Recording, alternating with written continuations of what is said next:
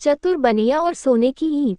एक समय की बात है, उत्तर प्रदेश के एक छोटे से गांव में गोपाल नाम का एक बनिया रहता था।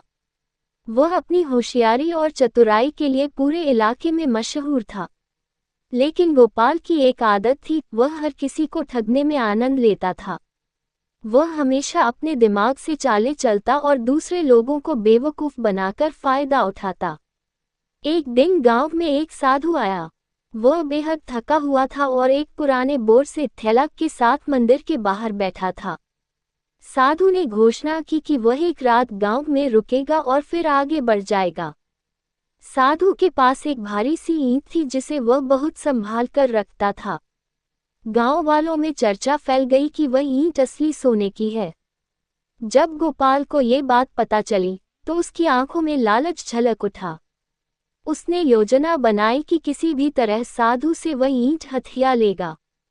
उस रात गोपाल साधु के पास गया और बोला, महाराज, आप मेरे घर पधारिए, मैं आपके रहने खाने पीने की उत्तम व्यवस्था करूंगा। साधु ने थोड़ी हिचकिचाहट के बाद प्रस्ताव मान लिया। गोपाल ने साधु की खूब सेवा की, उसे स्वादिष्ट भोजन कराया, सुंदर बिस्तर दिया और रात भर हवा झलवाने के लिए अपने नौकर तक बिठा दिया। लेकिन उसकी असली योजना थी सोने की ईंट चुराने की।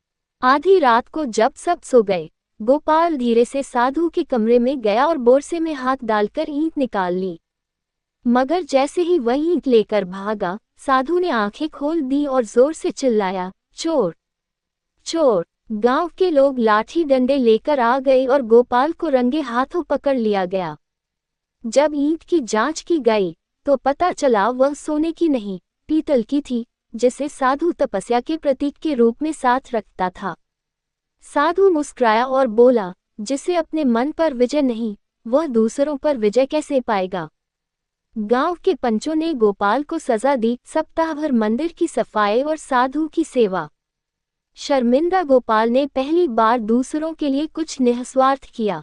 उस दिन के बाद से गोपाल ने ठगी छोड़ दी और ईमानदारी से व्यापार करने लगा। गांव वाले भी अब उसे सम्मान से देखने लगे। सीख, लालच में आकर चालाकी करना अंत में अपने ही लिए नुकसानदेह होता है।